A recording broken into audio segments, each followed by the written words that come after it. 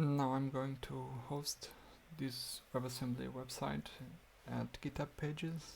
It works in other service providers that allow for static pages to be hosted.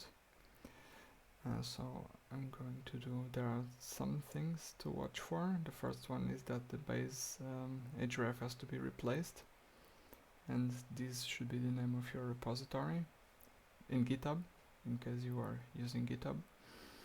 And the second thing is that make sure that the boot resources are not cached, otherwise you are going to have integrity check problems when uploading it to GitHub. So I'm going to write .NET publish release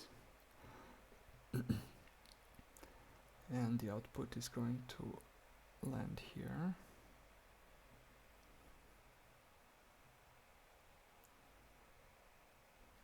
Actually under publish www root, and now we need to, I already created it, this no-jekyll file also needs to be created.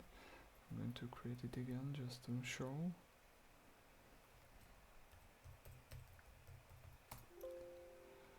Yes, thank you. So now this part is done. So I'm just going to create a new repository. I'm using here GitHub. How is it called? GitHub Desktop. I'm calling it Swiss Army Knife. The rest can stay like this. So now I'm going to copy the output of the publishing and I'm going to paste it here in the folder that we just created. And I'm going to push it to GitHub now.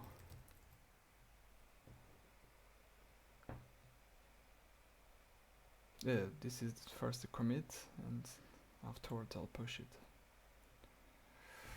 And I'm going to say it's going to be public, otherwise GitHub pages doesn't work, since I'm not paying for it.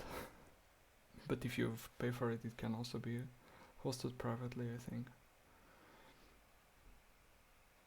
And now we are going to go to GitHub. The repository is already here. And so I just need to go to settings and just scroll till GitHub pages. Then I'll have to select the branch. And I'm going to pick main, save.